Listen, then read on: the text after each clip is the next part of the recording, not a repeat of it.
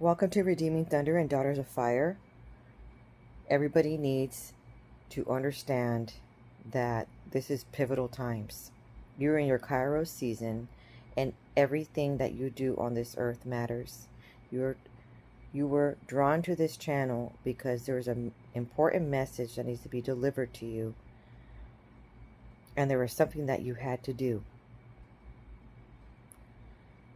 It is critical to understand that what you did doesn't necessarily open the door, allowing someone back into your heart, taking residence in your heart.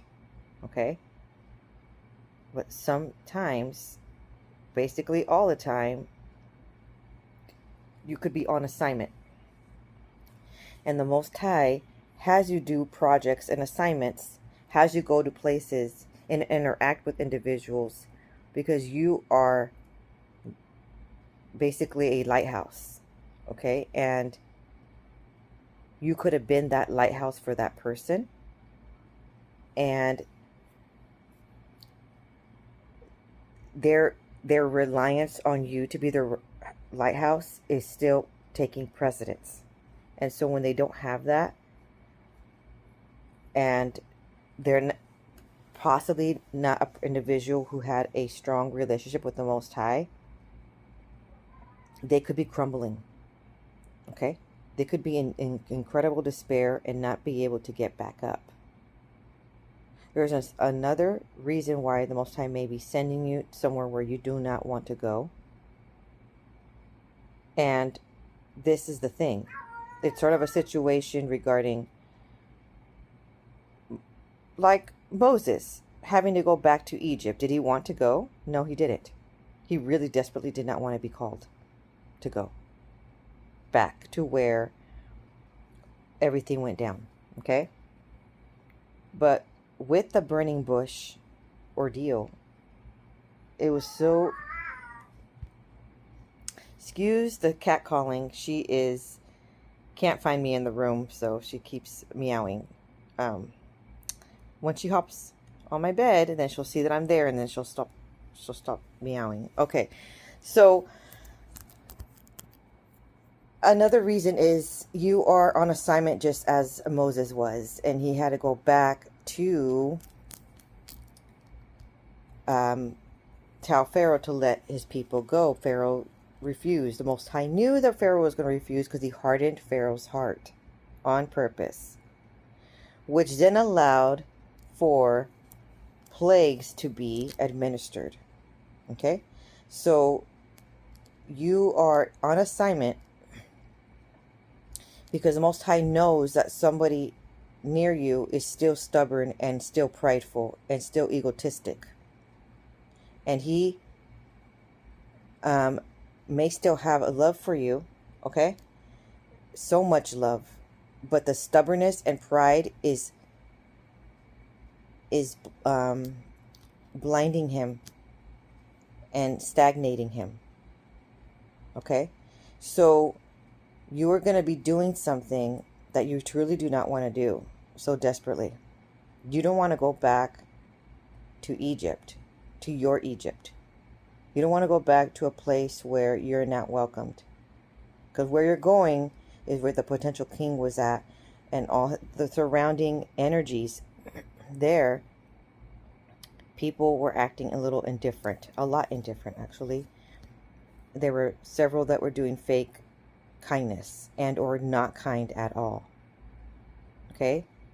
You weren't going to go there to be promoted there. You weren't going there to convince anybody of your worth. You were there because there were idols worship there. Baal being worshipped there. Self-idol being worshipped there. And the Most High is calling you to dismantle. So now you're not doing it with some resentment or bitterness, or you're not even wanting to administer divine judgment. Yet you're on assignment. Okay? So the Most High needs a individual on this earth to administer barakas and or araz, which araz means curses, right? So, and barakas means blessings. So since he's up in heaven, and only Ruach HaKodesh, the Holy Spirit, is here on earth, the Holy Spirit lives in you, he needs someone on this earth to walk into that city or that building or that field or whatever he told you to go to, and he needs you to establish his law. Okay, so he will only ask you to do so if he knows that you have his authority in you. So that's why you want to ring the notification bell, like and subscribe, and send to those who need to hear this. Because sometimes that feeling of not wanting to is not the will of the Father. Sometimes that's your own will. And when you are truly walking by faith and you're walking in radical obedience, sometimes you have to go through uncomfortable circumstances, and you need to face your fear or face uncomfortable scenario. But again, he says that just like he told Moses, come with me, right? Which means ba in Hebrew. Okay, so he's saying he's going with you. His authority is going with you. He's going to anoint you with some supernatural confidence. Okay, because right now you're walking in to a space where you are completely kind and vulnerable. You were providing input, and you were not validated. You were not valued, and you were not treated as worthy. You were not treated as chosen. So sometimes that could cause some intimidation. Okay? So some of you are going to be facing the potential king, and facing your crush sometimes can give severe anxiety, which is also a red flag, by the way. That should be a sign in itself that something's off. If you're having severe anxiety being around that person, and you could be having severe anxiety because you felt that that person played you in a way, or you felt like that person gave you so many hints that they were going to launch and do and follow through with the Most High's plans on a timely manner, and they did not. So it's just kind of heartbreaking. Okay? Or you could still have strong feelings for that person, and you know that person does as well. It is incredibly obvious. Okay? Yet they're staying silent, and silent feels like rejection. So you are going, and it feels like rejection, just like Moses had to go back to Egypt, and he felt rejected. In fact, his story is he was a bit intimidated because the last time he was there, he accidentally killed a man when he was defending an Israelite. So he just up and left. So anyway, now he had stated that Aaron is going with Moses to administer this divine judgment. Okay, but I also want to elaborate further that all of this emotions that you feel, your broken heart, that you've been in turmoil, you've been in grief, you've been pining for this person, it is not just one-way street. The reason why you're feeling it so much is because there was a spiritual connection with the individual, and he is feeling it. He is feeling torn up. His heart is all torn up right now that you had left and that you had put ultimatums, okay? So he's not having a good time. He's actually in shambles. And so you've been feeling all of this heartbreak and despair, but you've been feeling it because he's been vibing it towards you. So there's a vibe. And you guys could be miles away, but somehow he's sending a signal to you.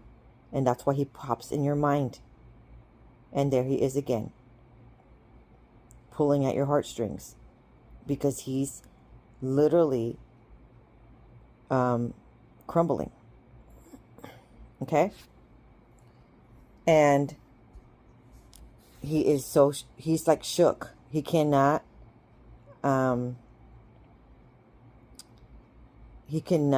see his life without you. So you've gone back once, then you had to go back another time, right? 2 times. And that whole scenario was very difficult for you. But it was purposeful, which you will know on chapter 84. So, regarding the geode stones. So what's going on here is this dream will explain where his heart posture is in this moment and what you're supposed to do next. Meanwhile, the first return, you would have been able to notice that the potential king was deeply saddened. Okay? There is physical examples upon looking at someone, and you could see their body posture, their facial expression is monotone. Their eyes could be turning gray or just looking saddened. There's no light. There's no emotions. Okay? So this person has been already stoic and conceals his emotions quite a bit because he likes to be in control. Yet he does it all the more. All right? He does it all the more because now, because you left and he was just about to want to reveal what he felt about you, then you got up and left because your clock was also ticking and the time was up. So then he is left with an unspoken word. And it's not sitting well. So now he feels devastated that you have not come back. Now this is the moment where the dream expresses how you come back. Okay? Why you need to come back. And where his heart posture is at. Alright. So in the dream on 8/9/2026, this is chapter 81, part 3. I saw this woman was in a building and there were many customers all around, and one customer came up to her and asked her, she's just like an assistant or like a cleaner, she's not an individual that's going to be with the knowledge to decipher some lab work for anybody. Okay, this is like a medical setting. So this customer comes to her and says,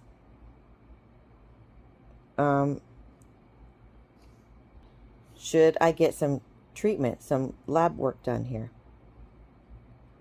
And this lady that was wiping down some tables, she looked at her and says, certainly you could get blood work done at this location, yet you need to speak to your doctor and ask them what you should have get done in order to get your diagnosis. So suddenly another worker comes by and reprimands the lady that was cleaning. Okay, she is basically the janitor. So she is in real life, a janitor possibly could not look like someone very important, but in the spiritual realm, that person would be considered a watchman, a guard, someone with this high discernment and a prophetic voice, someone who has the keys to the building, who has access to all of the rooms in the building or palace. That's someone that's actually very important in the spiritual realm and in the Bible. Okay, so this other individual who has credentials to treat and to diagnose, okay, comes to her and says, this patient is saying that you diagnosed her and you gave medical advice to the patient. So now they are ending her contract, just like that. And now basically she's getting fired. And so this woman saying, no, I didn't say that. And so this person asked, did they ask you about needing blood work? And it wasn't a question of a moment where she was allowed to elaborate. So she just said yes, because initially that person did ask about blood work. But because she said yes, she was asked about blood work, they had just completely cut her off, did not allow her to explain. Because what she wanted to say is, she actually told the customer that she needs to speak to her doctor regarding if she needs to do blood work there or not. So that's what she wanted to say, but they didn't let her finish. It seems like she was walking on eggshells there. And it was kind of like at any point in time, they made it very easy for her to be just cut off. And they were just trying to find any excuse to make that happen. And it seemed like that's why it felt intimidated to go back, because this group of people were making her feel on edge, like she didn't belong there, and they were trying to get her to be booted out at the tiniest misunderstanding, which you have experienced. You were somewhere, you were going somewhere, you were providing of service, and it wasn't appreciated, even though you did the work that everybody else did not want to do. And you gave over and beyond more kindness and more compassion. Okay? And even still, they looked down on you because they saw you as a janitor and they didn't see you as a watchman who has keys to the palace. All right. So now she feels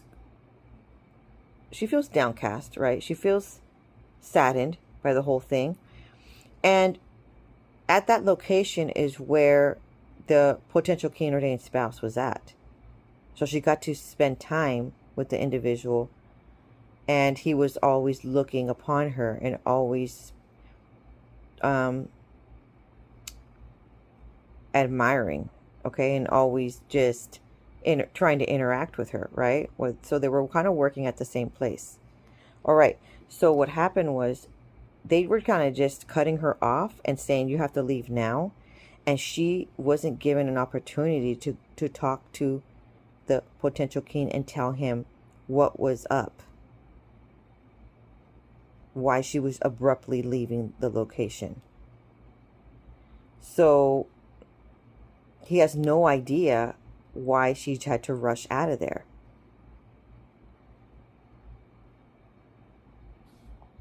These individuals also put her on blast in front of many other customers and were accusing her of this false allegation in front of many other people, which added to ruining of her reputation.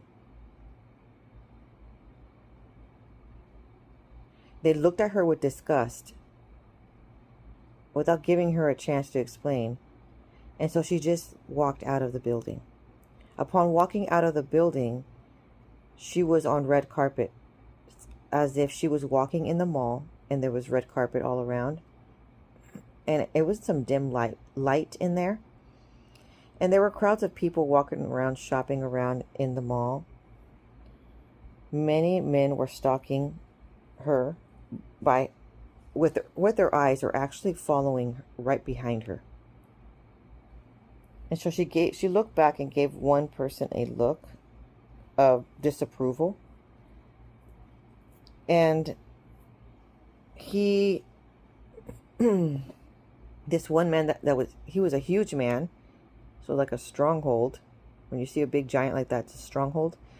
And in a dream, and he had a black blue leather jacket, letterman's jacket.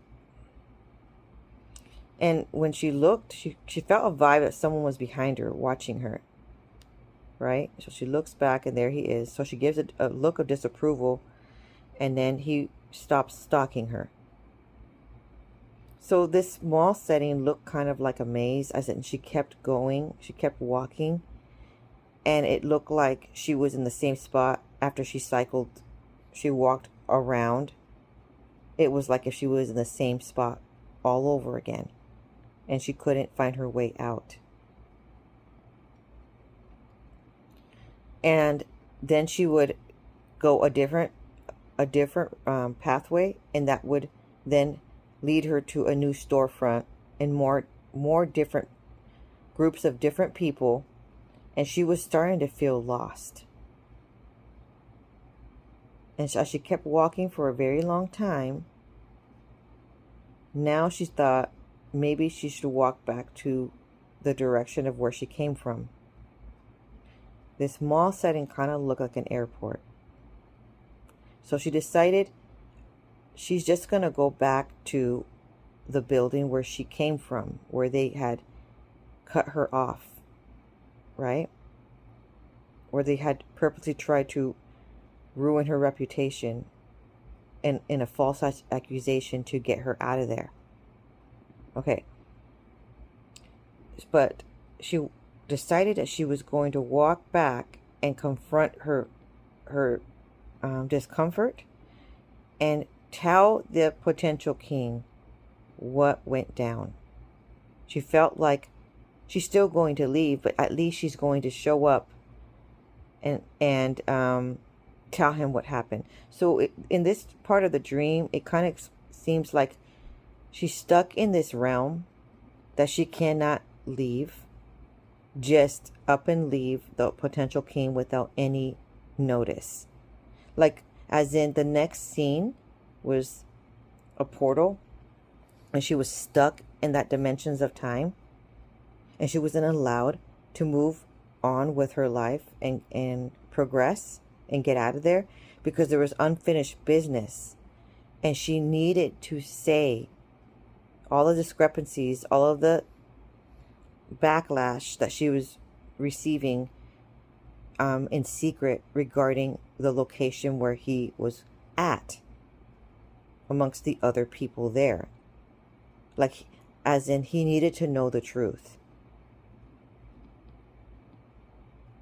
So that's one of the reasons why the Most High had you feeling lost for a little bit, had you stagnant and not feeling uneasy, like some unfinished business, because the second time around you had to go back and you had to explain. So some of you have done that through a letter, through a text, in this dream it showed in person to person. But So she's now decided she is going to tell him the truth. Tell him what all the turmoil she's been going through, all the sketch activity. So she began to try to find her way back to the building. And so someone near an ice rink in the middle of the mall was just walking by, and she decided to ask that person, how do I get out of this mall? And that person points towards the right, and they say to walk around the ice rink and follow that path. So she did exactly what that person said to do, and she made it right back to the exact clinic where she came from, right? The building. Now, she doesn't ask at the front desk if she can go back. Okay? She doesn't look intimidated, feel intimidated. She is full of confidence, and she's basically Queen Batty going back there. Okay? And she's going back all the way to the back where she knows that person is at. And she walks by some groups of people, even though he was attending people in that matter, in that moment. And she goes straight to him, and he holds her arms, and she tells him what has happened. When she looked at him as he was speaking, he looked quite a bit swollen. So that was the dream. So that when I asked the Most High what this means, he's saying that one needs to go back. That one needs to go back to explain the details that he doesn't know. Okay? So he also says you need to go back one last time. He needs to see you. You need to go back to set the stones in motion. And so what's going on? So watch chapter 84, because setting the stones in motion will make a lot of sense. Of course, go in order. Now, many of you probably want to know what type of plague is being administered with those stones. And this has a lot to do with the worship of Dagon, the deity Dagon, which is a man like half fish, or you could be stating it's a mermaid. And obviously it's from the marine kingdom. And it's a deity that I believe it was the Philistines that were worshiping this deity. At the same time, they also stole the Ark of the Covenant. And they had placed a statue of the deity Dagon near the Ark of the Covenant. And each morning they would notice that the statue would be thrown down, and there would be limbs missing or broken off.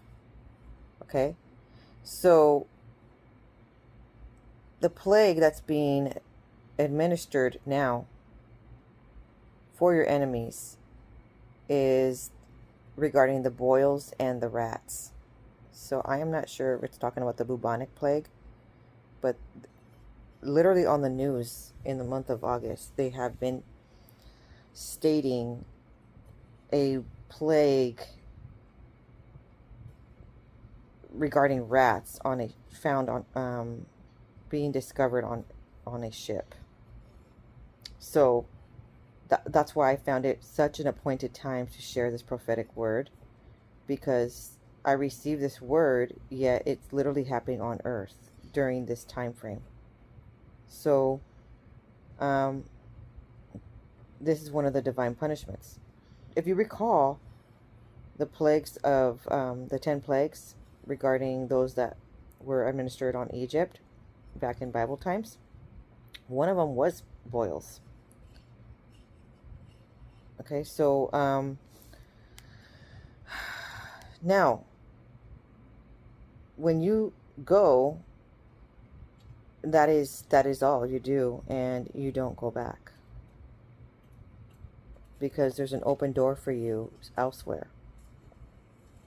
Okay, so when you go, you will see the individuals come back to life right before your eyes. You will see why the Most High said only you will do to bring this person back to life. This person still has immensely strong feelings for you. So all of that you thought it was in your head, it really was not. This person that was giving you signs, but was also doing a pushing pull, he actually really, really does love you. He actually really did want a relationship with you. Okay? But something was restraining him not to launch. Besides, there were predicaments that he did not complete certain tasks at the appointed times. So the Most High is saying he has missed his KAIROS moment with you. Okay, so I need you to listen to the prophetic word regarding Purpose and Promise 1 with Judith. And the title of it is, They Are Drowning in Their Own Regret Because They Thought You Were Bluffing. So when you had left, they thought you were bluffing. They thought you were going to just continue the chasing, continue doing all the work, continue to be as absolutely astronomically patient, and they thought that they could have more time to decide if you are the one. They thought that they could convince you with their microscopic attention. And you're like, why is he giving me microscopic attention if he really does love me? Because this person had a personality issue, like some kind of behavioral issue regarding fear avoidant and or anxious avoidant. Okay? And so what's going on is these people take a very incredible long time to make a decision, and sometimes it comes a lot along with hurting their own feelings throughout the process. Okay? There was also scenarios of the person listening to everybody's comments about you instead of just asking you himself and learning things about you directly. They listened to other people's comments about you that were negative, as people tried to sabotage what you guys had going on. Okay? And he was not supposed to do that, obviously, because that caused a whole bunch of delay. The other thing is, when someone is swollen in a dream, recalling when she finally spoke to him and had one-on-one time to interact, when you had that interaction, when you go back, that person is not completely ready to receive you. Okay? Because when someone is swollen in the dream, it has a lot to do with being full of pride, even still. And so when someone's full of pride, they're not being absolutely humbled. They're still egotistic. They're still doing the self-idol, where they're relying on themselves to get them ahead in life and not relying on the Most High. Okay? And so, visibly, regarding walking through that building, there were idols everywhere. Asian idols, a Buddha, So there were trinkets. There were items in the building that would visibly show that they do are very open to New Age and world religions. Okay, worldly religions. So that, in the fact of the matter, is also confirmation prophetic word. And so the Most High had you go there and be humbled and do volunteer work, because he was actually testing their hearts. Were they going to accept you kindly, or were they going to look down upon you because they think you're poor and that you need to do volunteer work in order for service? Just like Ruth, she needed to do volunteer work for food, for grain, right? So everybody's getting tested, and they don't even know you're getting tested. So when the Most High presents you with a humbling task, just automatically know that he's testing you. Okay? And now, someone thought you were bluffing, but you see, now they are drowning in regret. They did not believe you would actually do it. They thought you were speaking out of frustration, something you would calm down from and then take back. They expected you to soften, to reappear, or to repair, rather, to explain yourself again. this was the fact of the matter. You've noticed that you were the only one trying to repair what felt sort of wonky or broken, or you felt like you were the only one sharing personal insight, and that person kept their life very private. Why were they doing that? Because they're fear avoidant, or they're anxious avoidant. Okay? And you're like, well, then why would the Most High send me someone that has all these issues? And so this is what the fact of the matter is. You went through a process of healing, and you healed from your own anxious avoidant or nervous avoidant. You could have been dealing with some, fear avoidant or something like that. You went through the process and healed. And everybody's not perfect, okay? So everybody has the potential to improve and change and be renewed and be transformed and be delivered, and a chance at real love. And they are also an individual who is part of the bloodline of the Most High, which is why the Most High sends you people in your life to be a potential partner, because it has to be within the bloodline of the Most High. Just like Ruth had to either marry Boaz or the next runner-up that rejected the idea, okay, because it was within the bloodline, for the inheritance. You can't just marry just anybody.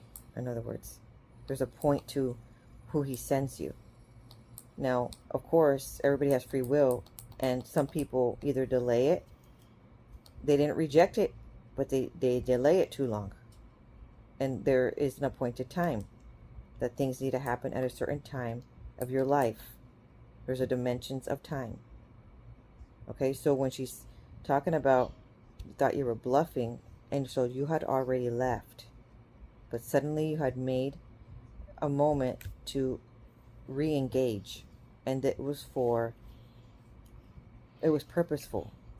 Okay, in this dream it shows an explanation of what occurred, but the other purposeful reason was setting stones. When you place your feet on land in this earth, on this earth, and you're praying, you are establishing territory, you're establishing dominion, you're establishing divine judgment and or blessing the land. Right as you walk through and you have a Joseph's mantle on you, you're already blessing the land by just walking in. But since they took advantage and took you for granted, the Most High is now saying you don't get access to having a blessed land or a blessed business here. So he's retracting the blessing and he's establishing a curse instead. So please listen. To return like you always had before. But you see, this time around, you did it because there was nothing left to return to. What they called a bluff was the moment you stopped negotiating with your own exhaustion. You were not threatening to leave, right? You were already gone long before they even noticed. And the time, you see, it registered, the decision had already been made. Not in anger or, depletion. You had already made up your mind. And that is what they failed to understand. You were not bluffing. You were done. And there is a difference, right? They are only now beginning to feel.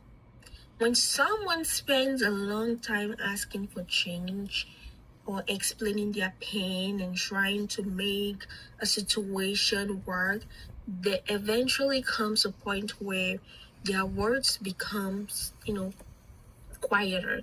Not because they have nothing left to say, but simply because they have already said everything. You told them what was hurting you. You told them what you needed. You gave these people or this person chances to make things right. You warned them that you could not continue like this. So when she's saying that you told them how you felt and you couldn't continue like this, that was the dream. That was the dream. She went back and told him exactly what was going down behind the scenes. And when she told him, he just looked swollen. Kind of like, again, left her to deal with on her own and kind of just was like, that's tough. That's tough news. And sort of just didn't help solve the problem. When she came back, people were trying to treat her more kindly. Okay? People were trying to not rock the boat. He might have said something. Okay? Because this type of retreatment that they were doing was causing you emotional despair, physical pain, backtracking on your health. So it wasn't just mediocre sketch activity. It was severe ridicule, severe reprimand for no reason, severe rejection, severe narcissistic characteristics there. Okay? And it was a place where people were supposed to heal, yet you were the only one not healing. Because hanging out with narcissistic people all the time does crumble your body. It does affect your head, your neck, your shoulders, your ribs, your hands. It causes a lot of pain everywhere. Low back, you could have a lot of stomach pain, which could cause a lot of anxiety. I mean, you were getting worse instead of better. And there had to have been answers, and you provided answers of why this. You finally realized where it was coming from. They assumed it was coming from other places and from another individual in your life. They didn't realize that they partook in causing you to feel this way. They didn't realize that their push and pull was part of the reason why you were feeling this way.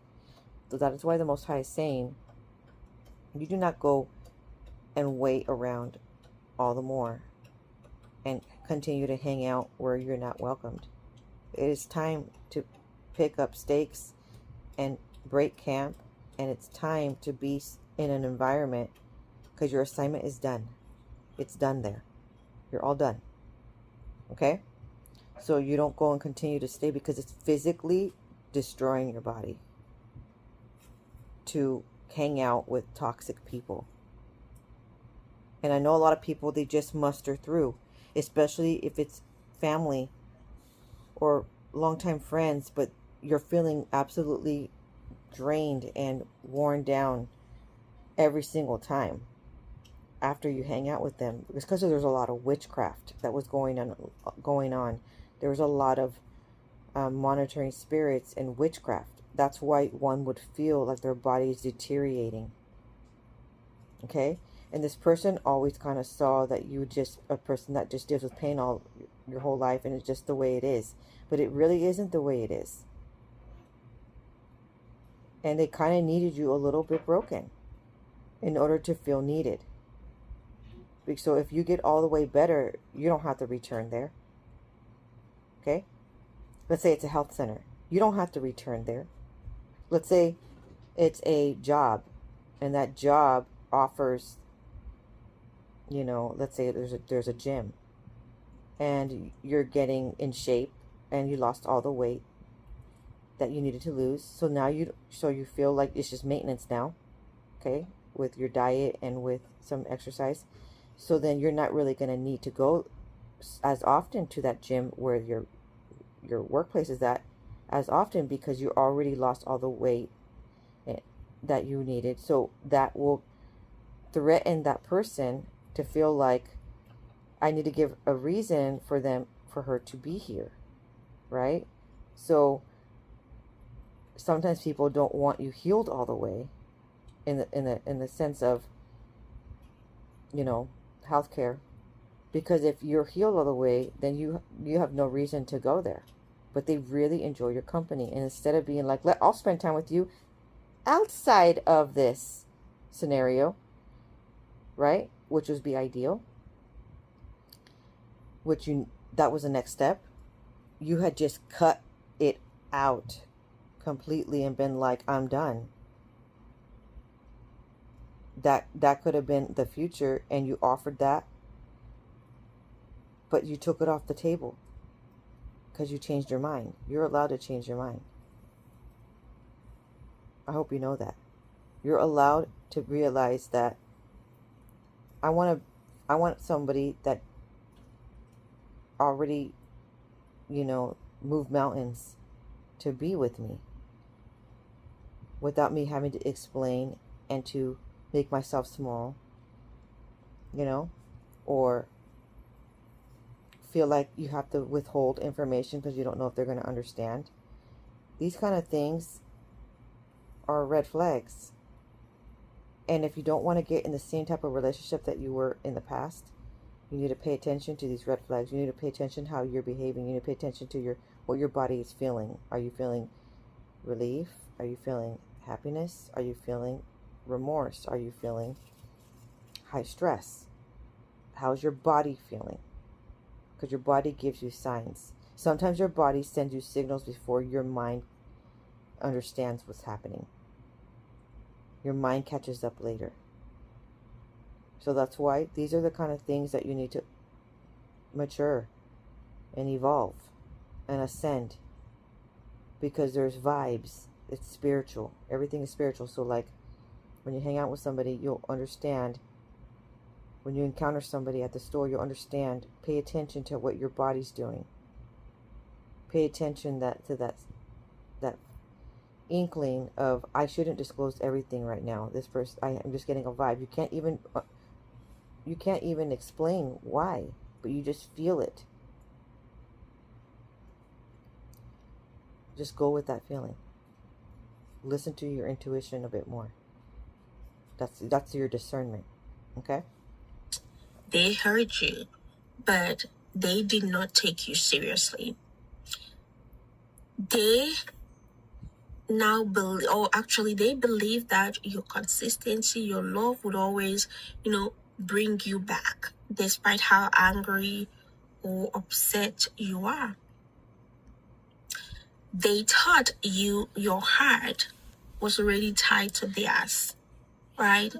They mistook a lot of your... I want to reiterate here regarding when I stated that person doesn't necessarily want you to stay ill or stay in pain. but they noticed that their way of loving you could heal you all the way, and they want you there. So it allows, if you are needing something from them, that makes them feel important, okay, and needed. People with fear avoidant or anxious avoidant definitely want to feel needed and important, right? Because they don't want to feel rejected. So it allowed an open door for you to need them, and they felt very much loved. Okay? So they would be able to heal you 100%, yet then, because of their avoidance tendencies, then you didn't feel loved at all. You actually felt rejected or neglected or abandoned. Okay? So I'm trying to reiterate, saying, not stating that that person wants you to stay stagnant and injured forever, but they kind of know, and they kind of fear that you would leave altogether and not need to return if you are all the way healed. They don't want, so in other words, it gave an excuse for you to need them and be there. Okay? We're talking about the dreams regarding the clinic setting. Okay? Giving an example, an analogy there. So people worry when they have that type of personality. They worry that they just find so much comfort with you around, and they enjoy their acts of service towards you, and they're exceptional at what they do. But you needed one more step, and it was make it official, so that way you wouldn't be in pain at all, because everything would be understood, right? Because you were starting to notice that it's causing emotional pain to love this person, because it's the delay of it all. And I think that's the fact of the matter here, is they felt like the level that they were offering was enough for now, and it was all in their hands, and they were understanding that it can't be all in their hands. It can't be staying that way even 1 week longer. It's causing too much distress. Okay? And then if that person's not going to humble themselves and be honest, you're the only one being honest, then it's like a one-way street, which you can't develop intimacy when you always feel like you're the one providing security, you're the one providing, establishing commitment, and you're the only, you can't have it that way. Okay, so let's continue. Availability, your patience for weakness. And you see, they confuse you giving forgiveness and showing up as a permission for them to keep repeating the same behavior. But now, this person is facing a reality that they never expected. You meant what you said. You left. You stopped chasing. You stopped explaining. And now they are drowning in regret. Not because they became someone new overnight, but because the consequences of their choices are finally real. Before, your words were just words, right? You were just talking, or, now your absence is evidence. They thought you were bluffing. Now they feel the difference. They reach for their phone expecting your name to pop up via a text, phone call, nothing. They think about messaging you, then they stop. They wonder if you would even respond to them, right? They look back like old conversation and remember things that, they did not take seriously. Now, all of a sudden, your words sounds different because there is a difference between hearing "I'm getting tired" and watching someone finally stop. There is a difference between hearing "I cannot keep doing this" and realizing, they meant it. And that realization hurts the most. This person thought that you would always be there. They thought there would always be another chance for them, another conversation, another apology, another version of you willing to try again. But that version of you has changed. Not because you stopped caring overnight, no, but because you were tired of caring at your own expense.